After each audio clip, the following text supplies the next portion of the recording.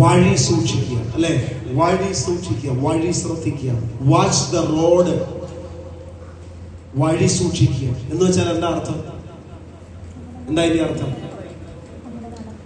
ആ കാലഘട്ടത്തിലൊക്കെ ശത്രുക്കളുടെ സൂചന അല്ലെങ്കിൽ അവരുടെ എന്തെങ്കിലും ആക്രമണങ്ങളെ എന്ത് ചെയ്യും? വാച്ച് ചെയ്യാൻ വേണ്ടിയിട്ട് കാവൽക്കാരുണ്ടായിരുന്നു.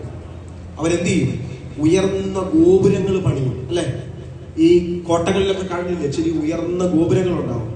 അതിന്റെ മുകളിൽ സദാ ഈ മിലിറ്ററി ഉണ്ടാകും, പട്ടാളക്കാർ, അല്ലെ? അല്ലെങ്കിൽ സൈന്യം ഉണ്ടാവും. അവര് ആയുധധാരിയായി ഇങ്ങനെ ഉറങ്ങാതെ അവരിങ്ങനെ വട്ടം കറങ്ങിക്കൊണ്ട് നിൽക്കും, ഇങ്ങനെ ചുറ്റും നോക്കിക്കൊണ്ട് നിൽക്കുക. എന്താ കാര്യം? ദൂരെ നോക്കി ഇവർക്ക് കാണാൻ പറ്റും കാര്യങ്ങളൊക്കെ, അല്ലെ? സ്തോത്രം. അത്ര ദൂരേന്ന് നോക്കി ശത്രു ഏതെങ്കിലും വഴിയായി കയറി വരുന്നുണ്ടോ എന്ന് ഇവർ വാച്ച് ചെയ്യുക. എവിടെ നിന്നെങ്കിലും വരുന്ന കണ്ട ഉടനെ ഇവരുടെ ഭാഗത്ത് നിന്ന് അതിനെതിരെയുള്ള അറ്റാക്ക് സംഭവിക്കുക. അതാണ് ഈ കാവൽക്കാർ, അല്ലെ? സ്തോത്രം. വഴി സൂക്ഷിക്കുക എന്ന് പറഞ്ഞാൽ എന്താ? വാച്ച് ചെയ്യാനാണ്, ജാഗ്രത പാലിക്കുക എന്ന അർത്ഥം. സ്തോത്രം. വഴി സൂക്ഷിക്കുക, ജാഗ്രത പാലിക്കുക. സ്തോത്രം. മത്തായി സുവിശേഷം 24:42 യേശു പറഞ്ഞു, നിങ്ങളുടെ കർത്താവ് ഏതു ദിവസത്തിൽ വരുന്നുവെന്ന് നിങ്ങൾ അറിയായിക കൊണ്ട് ഉണർന്നിരിപ്പീൻ. സ്തോത്രം. വെളിപ്പാട് പുസ്തകം 3-ാം അധ്യായം 2-ാം വാക്യത്തിൽ നാം വായിക്കുന്നത്, സർദീസിലെ സഭയോട് ദൂത് പറയുമ്പോൾ കർത്താവ് പറയുന്നു, ഉണർന്നു കൊള്ളുക, ചാകാറായ ശേഷിപ്പുകളെ ശക്തീകരിക്കുക എന്നാണ് ദൈവത്തിന്റെ വചനത്തിൽ കാണുന്നത്. ഉണർന്നു കൊള്ളുക, ജാഗ്രതയുള്ളവരാകുക. ഉണർന്നു കൊള്ളുക. ഉറങ്ങിയാല് കള്ളം വരുന്നത് അറിയില്ല. അതുകൊണ്ട് ഉണർന്നിരിക്കണമെന്നാണ് ദൈവത്തിന്റെ വചനം പറയുന്നത്. ഇന്ന് എനിക്ക് വളരെ വിഷമത്തോടെ പറയട്ടെ, പല വിശ്വാസികളും ഇന്ന് ആത്മീകമായി ഉറക്കത്തിലാണ്. ഹലോ, സ്തോത്രം. പല വിശ്വാസികൾ ആത്മീകമായി ഉറക്കത്തിലാണ്. അവരുടെ ശരീരം ജീവനുള്ളതാ, അവരുടെ പ്രവൃത്തി സജീവമാ, പക്ഷെ ആത്മാവ് ഉറങ്ങിക്കൊണ്ടിരിക്കുകയാണ്. ജീവനുണ്ടെന്ന് നിനക്ക് പേരുണ്ടെങ്കിലും നീ മരിച്ചവനാകുന്ന യേശു പറഞ്ഞതുപോലെ ജീവനുണ്ടെന്ന പേരേ ഉള്ളൂ.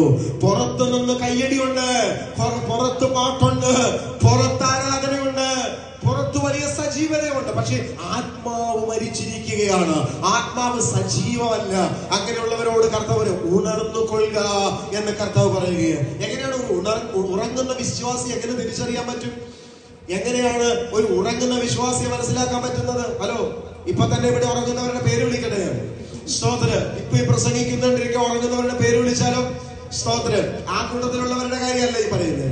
സ്തോത്രം. ഉറങ്ങുന്ന വിശ്വാസികളുടെ അടയാളം എന്തെന്ന് ചോദിച്ചാൽ, ഒന്ന്, അവരുടെ പ്രാർത്ഥന മനസ്സിലാക്കാം എങ്ങനെയാണെന്ന്.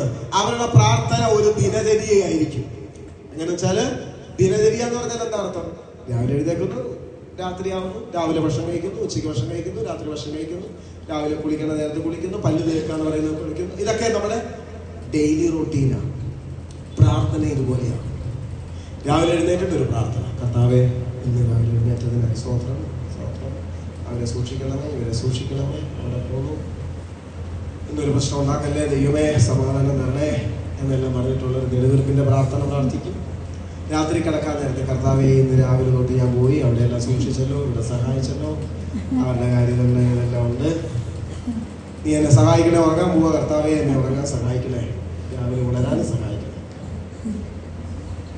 ഇതൊരു ഡെയിലി റൊട്ടീൻ. ഈ പ്രാർത്ഥനയാണ് നിങ്ങൾക്കുള്ളതെങ്കിൽ അപ്പോൾ എനിക്കൊരു സംശയം വന്നിരുന്നു. ഞാൻ എഴുതിയപ്പോൾ, ദൈവമേ പ്രാർത്ഥിക്കുകയേ ചെയ്യാത്തവരപ്പോൾ എന്തായിരിക്കും? ചത്തുപോയി. അവൻ ഉറങ്ങുമല്ല. ഹലോ, ഉറങ്ങുന്നവന്റെ കാര്യം തന്നെ എന്താ പറഞ്ഞത്? ഡെയിലി റൊട്ടീൻ പോലെ പ്രാർത്ഥിക്കുന്നവനാണ്. അപ്പൊ പിന്നെ പ്രാർത്ഥനയില്ലാത്തവരുടെ സ്ഥിതി എന്താ? ഞാൻ നിങ്ങളോട് കൈ ഒന്നും പൊക്കണ്ട, ഞാൻ നിങ്ങളോട് ചോദിക്കാം, ആത്മാർത്ഥമായിട്ട് എല്ലാ ദിവസവും ഈ ഡെയിലി റൊട്ടീൻ പ്രകാരം എങ്കിലും പ്രാർത്ഥിക്കുന്ന എത്ര പേരുണ്ട്? കുറെ പേരൊക്കെ രാവിലെയാണ് എഴുന്നേക്കും, നേരെ സമയത്ത് പോലും എഴുന്നേക്കുക, ഏതേലും നേരത്തെ എഴുന്നേക്കും, എന്നിട്ട് പിന്നെ ചടപട കാര്യങ്ങളെല്ലാം ചെയ്തു, അവിടെ പോകുന്നു, ഇവിടെ പോകുന്നു, അത് ചെയ്യുന്നു, ഇത് ചെയ്യുന്നു, ജോലിക്ക് പോയി. എന്തെങ്കിലും പ്രയാസം വരുമ്പോൾ മാത്രം ദൈവത്തോട് കർത്താവേ ഒരു പ്രശ്നം മതി, എന്ത് ചെയ്യും കർത്താവേ സ്വോത്രം സ്വോത്രം, അവിടെ ഇരുന്ന് പിന്നെ പ്രാർത്ഥന. രാവിലെ എഴുന്നേറ്റപ്പോൾ ഒരു പ്രാർത്ഥനയില്ല. വൈകുന്നേരം വന്നു, തിരക്കായി, അവിടെ പോയി, ഇവിടെ പോയി, അങ്ങനെ ചെയ്തു, ഇങ്ങനെ ചെയ്തു. പിന്നെ ഇപ്പോഴത്തെ പരിപാടി ഉണ്ടല്ലോ, ഫോൺ നോക്കി നോക്കി നോക്കി നോക്കി നോക്കി നോക്കി നോക്കി എന്ത് പ്രാർത്ഥനയുള്ള? എന്ത് പ്രാർത്ഥനയുള്ളത് എന്ന് വെച്ചിട്ട് കുറ്റം മുഴുവൻ ആർക്കാണ്? ദൈവത്തിന്. ദൈവം വാഗ്ദത്തം കേട്ടില്ല, ദൈവം പ്രവർത്തിച്ചില്ല, ദൈവം സ്ഥിതി മാറ്റിയില്ല, ദൈവം അങ്ങനെ ചെയ്തു, ദൈവം രോഗം വരുത്തി, ദൈവം അത് വരുത്തി, ഇത് വരുത്തി. ആദ്യം നീ ചെയ്യാനുള്ള കാര്യം ചെയ്യേ. ഉണർന്നിരുന്ന് പ്രാർത്ഥിക്കേ. കർത്താവ് തന്നെയല്ലേ പറഞ്ഞേ പരീക്ഷയിൽ അകപ്പെടാതിരിക്കാൻ ഉണർന്നിരുന്ന് പ്രാർത്ഥിക്കുകയെന്ന്. ഹലോ,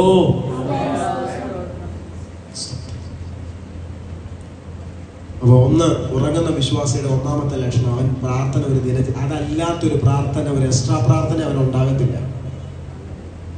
എന്നൊരു ആത്മീയൻ അങ്ങനെയല്ല. അവൻ ഏത് നേരത്തും പ്രാർത്ഥിച്ചുകൊണ്ടിരിക്കും. ഹലോ, അവൻ ഏത് നേരത്തും പ്രാർത്ഥിക്കും. സ്തോത്രം. 2, ബൈബിൾ വായന എങ്ങനെയായിരിക്കും?